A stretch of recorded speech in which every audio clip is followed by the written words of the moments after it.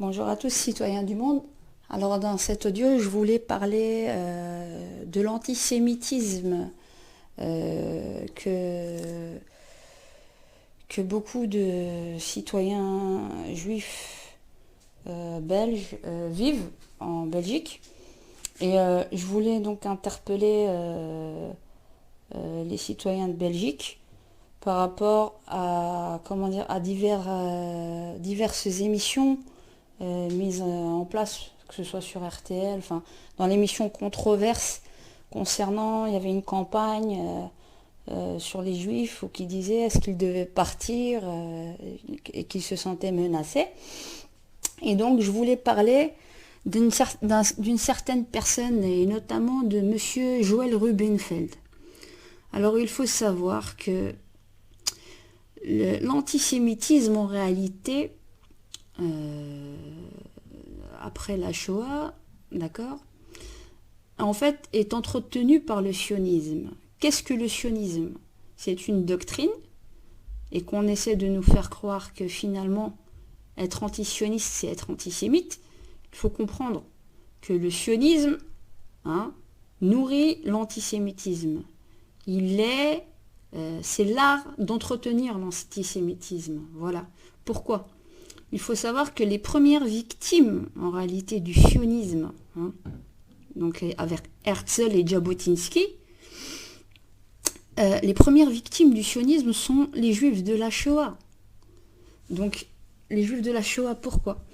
Parce qu'en 1933, notamment lorsque Hitler est monté chancelier, les sionistes, qui déjà cherchaient à retourner en Palestine, avaient fait un accord qui s'appelait le contrat de transfert, donc avec les nazis, pour pouvoir rapatrier des juifs.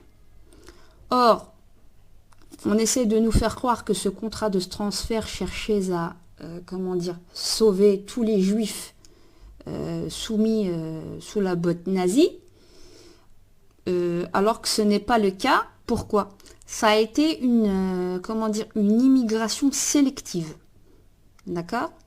Et je vous invite à lire ou à voir même dans des vidéos le contrat de transfert qui a été écrit par Edwin Black et qui est lui-même enfant de parents ayant survécu à l'Holocauste et qui explique cela très bien dans son livre d'ailleurs, qui a bouleversé en son temps le monde et qu'on a passé vite aux oubliettes. Donc, les premières victimes en réalité du sionisme sont les juifs de l'Holocauste via l'agence juive qui finalement devait refuser, on va dire, les juifs lambda, on va dire, qui n'avaient pas forcément de spécificité ou qui n'étaient pas des grandes élites. On veillait donc à sauver que les élites. Voilà. Que les élites. Déjà, premièrement. Deuxièmement, le sionisme, et on le remarque par rapport à M. Joël Rubenfeld, on le présente beaucoup comme le président de la Ligue contre l'antisémitisme en Belgique, mais il joue sur plusieurs tableaux. D'ailleurs, par rapport à l'interdiction de M. Tarek Eswaidan, la montée de l'antisémitisme est due aussi à la politique sioniste, et M. Joël Rubenfeld, il faut le savoir, est coprésident avec M. Rabinovitch, un Ukrainien. Donc ils ont créé le Parlement juif européen, annexé et collé donc à la Commission européenne. Donc c'est-à-dire un grand écart entre l'Ukraine et Bruxelles, d'accord, pour que vous ayez vraiment une idée de la logique qui est derrière, pour donc entretenir le sionisme. D'ailleurs, ces deux personnages, je vous invite à voir monsieur Ibrahimovic s'est fait ériger une place spéciale à côté de Jérusalem parce qu'ils ont fait reconstruire avec le Parlement juif européen, ils ont fait reconstruire des synagogues près de Jérusalem et il y a une place en leur nom, monsieur Rabinovitch, pardon. Donc une place érigée à son nom, qui est donc le coprésident de M. Joël Rubenfeld. Donc, la politique, en réalité, de faire, soi-disant, monter l'antisémitisme et aussi l'islamophobie. Monsieur Joël Rubenfeld s'attelle à faire la corrélation entre la montée de l'antisémitisme due aux musulmans non éduqués. Il faut regarder et revoir encore les vidéos. Prenez le temps de regarder. Et il joue donc sur les deux tableaux. Et par exemple, par rapport à monsieur Tarek Esweden, lors de son arrivée à la foire musulmane de Bruxelles, donc il dit qu'il est d'origine donc marocaine, donc il joue sur plusieurs tableaux, donc aussi bien donc il a soi-disant un pseudo-amour pour les musulmans et qu'il a des cousins musulmans, et de l'autre côté, il est en train de promouvoir que les musulmans ne sont pas assez éduqués et qu'ils sont la principale cause de la montée de l'antisémitisme. Et aussi, en tant que sioniste, la logique du sionisme, c'est de faire monter en fait finalement l'antisémitisme donc sur tout l'axe européen, de manière à rapatrier la diaspora juive vers Israël. C'est ça. C'est vraiment ça. Et donc, cette personne-là est une personne clé qui est très caméléon, qui est très sournoise dans le sens où finalement elle a un verbiage très poli et très huilé, qui fait que à première vue et à première entente, on se prendrait vite au jeu de croire que ce personnage est tout à fait de bonne foi. Or, il n'y a qu'à voir, moi je regarde pas Euronews, je regarde JN1, Jewish News One, je regarde la chaîne parlementaire juive, c'est en anglais, voilà, mais il faut prendre le temps de bien regarder cette politique. Donc j'interpelle les autorités belges de faire très attention à cela, tout comme ce monsieur. Ce monsieur est une menace, une réelle menace. Et le but d'ailleurs, si vous voyez bien, c'est que donc on essaye absolument de rapatrier donc la diaspora juive vers Israël pour continuer en fait la politique de colonisation de la Palestine. Et on voit bien ce qui se passe encore actuellement là-bas. Et ces personnages-là, donc notamment M. Joël Rubenfeld, fait en sorte réellement de soutenir. On le voit aux côtés de M. Netanyahou. Donc il est dans cette logique de colonisation. Et donc l'islamophobie est due notamment à cette personne clé qui fait en sorte de faire monter l'islamophobie et qui fait beaucoup de conférences entre Washington et Jérusalem. Et surtout l'axe donc de l'Europe de l'Ouest et de l'Est avec l'Ukrainien M. Rabinovitch. Voilà. Donc faites-vous une culture dans ce sens pour que lorsqu'il y ait demain de nouveaux débats, on sache de quoi on parle. D'accord ? Et j'invite donc tous les juifs d'Europe et notamment de Belgique, puisque nous sommes en Belgique, qui veulent vraiment la paix. Sachez que moi, en tant que musulmane, et voilà, la solution se trouvera chez nous ici. La solution pour le Moyen-Orient et Jérusalem, et la Palestine et Israël, se trouvera avec nous. Ça ne se trouvera pas là-bas avec un gouvernement d'extrême droite à la Knesset. Ça se trouvera entre nous. Donc il faut qu'on essaye réellement de mettre en place et d'être des vrais interlocuteurs de manière à faire en sorte que le pays soit en paix et que les juifs et les musulmans et les chrétiens vivent en paix les uns à côté des autres. Et je dirais même que Jérusalem, Jérusalem, elle n'appartient ni aux juifs, ni aux musulmans, ni aux chrétiens, elle appartient à tout le monde, elle appartient même à l'humanité, de par le fait qu'elle est le berceau de l'humanité. On devrait penser à faire un petit peu comme une principauté à part, comme Monaco. Et toutes les personnes qui seraient prêtes à vivre ensemble en paix devraient pouvoir s'y retrouver. Voilà. Donc à méditer. Et je fais vraiment un appel à la communauté juive de Belgique qui veut la paix et qui en a marre d'être stigmatisée. Hein, de faire réellement des ponts. C'est entre nous que ça doit commencer. Et vous allez voir qu'on va faire vraiment changer les choses. Mais c'est à nous de prendre vraiment les choses en main. Voilà. Et donc, pour continuer sur la question de l'antisémitisme, je voulais préciser que finalement, voilà, le sionisme, en fait, c'est une opportunité pour les sionistes. L'antisémitisme, en fait, est une opportunité opportunité pour les sionistes dans le sens où, finalement, elle exploite les lois qui sont faites contre l'antisémitisme que l'on retrouve à divers niveaux en Europe pour extirper, sous prétexte qu'une population ou que des citoyens soient antisionistes, extirper, attaquer directement les citoyens, on va dire citoyens européens, extirper des fonds de ces personnes en assimilant l'antisionisme à l'antisémitisme. Alors je voudrais revenir sur ce concept.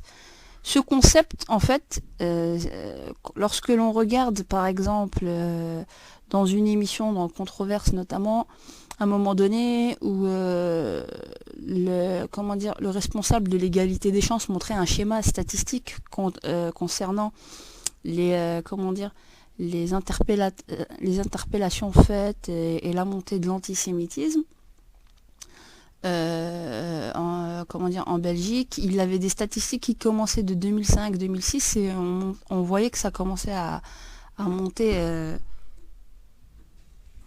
concernant la montée en flèche, au niveau des statistiques contre l'antisémitisme. Il y a quelque chose vraiment auquel il faudrait vraiment faire attention, notamment concernant un livre qui a été écrit par monsieur Paul Giniowski en 2005 et dont le titre est très explicite et qui disait l'antisionisme, le nouvel antisémitisme. Et je pense fortement que beaucoup de sionistes se sont appropriés ces idées de manière et essayer aussi d'étendre ces idées à la population juive, qui lambda, on va dire, qui aspire à vivre en paix et qui n'est pas du tout d'accord avec la politique actuelle israélienne d'occupation, de s'approprier ce genre de concept de manière à pouvoir se victimiser et finalement s'identifier. Faire naître un sentiment chez les juifs d'Europe ou les juifs du monde, on va dire la diaspora juive, comme si le fait d'être antisémite c'était le fait de nier l'existence du juif en tant que tel, à pouvoir avoir un endroit où être dans le monde. Bon, et ici on parle d'Israël, mais Israël pas tel que nous le connaissons aujourd'hui, avec son extension qui n'a pas de limite sur le territoire palestinien.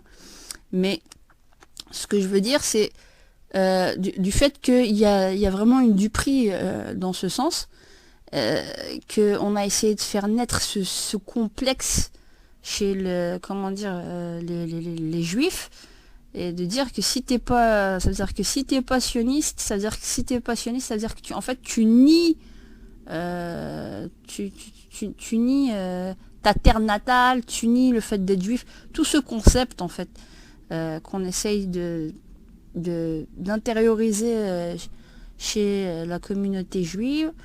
Et c'est une idéologie qui est lancée notamment avec un écrivain très connu qui s'appelle Paul Giniowski et qui a écrit pendant 50 ans.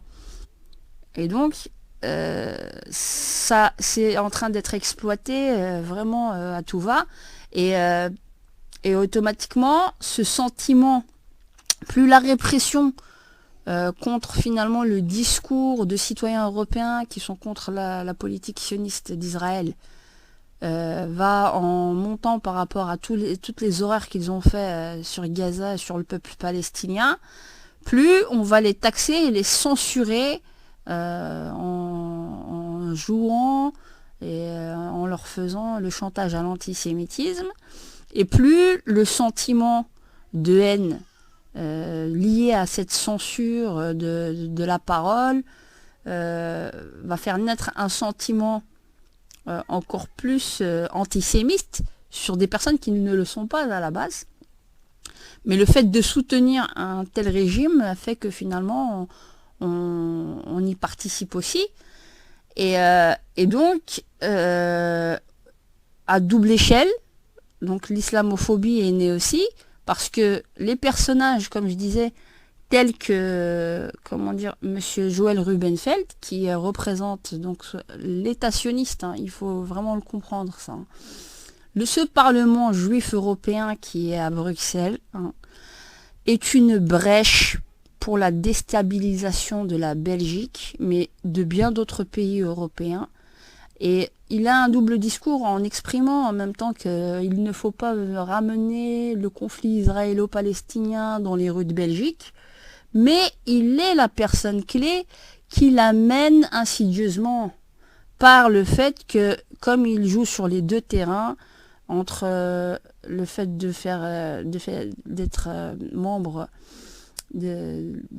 comment dire, membre d'associations pour la défense des Juifs, donc association antisémite, contre l'antisémitisme, pardon, et le fait de l'autre côté de soutenir une politique sioniste, c'est un thermomètre, ce Parlement vraiment est le thermomètre politique, tout dépend de ce Parlement, et il y a quelque chose aussi concernant la déstabilisation aussi bien de la Belgique que d'autres États. Comme je dis, ce Parlement est une brèche pour déstabiliser les pays d'Europe, mais aussi c'est pas normal qu'un Parlement étranger s'installe sur sur un territoire souverain. Il peut y avoir un seul Parlement. C'est un Parlement national. Et pas des parlements étrangers qui visent finalement à avoir que l'intérêt, soi-disant, d'une certaine communauté. Donc finalement, quand on réfléchit bien, quand on dit qu'il y a un Parlement juif européen, en toute logique, demain, si des musulmans veulent s'organiser, ou bien des chrétiens veulent s'organiser pour faire un Parlement chrétien européen, ou bien un Parlement musulman européen, en toute logique, hein, d'accord, au nom de la justice, il ne doit y avoir aucun frein pour cette mise en place. Voilà. Donc il faut vraiment réfléchir aux vraies questions, et j'interpelle fortement les autorités belges. Ce Parlement est une brèche. Ce Parlement est une brèche et est très dangereux pour la stabilité de la Belgique. Voilà. Tous les faits divers que nous voyons actuellement en Belgique sont actuellement, donc, d'un côté la montée de l'islamophobie et de l'autre côté la montée de l'antisémitisme. Et au milieu, le nationalisme montant qui en a marre quelque part de tous ces conflits, et avec des Belges qui aimeraient vraiment se sentir chez eux, pas au milieu de conflits étrangers. Voilà.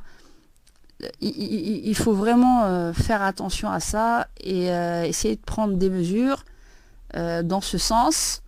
Et c'est vraiment à méditer, et vraiment j'interpelle toutes les personnes en mesure d'aider pour pouvoir mettre à plat et à jour cette politique sioniste que nous subissons de plein fouet à travers la Belgique, mais à travers bien d'autres pays. Voilà.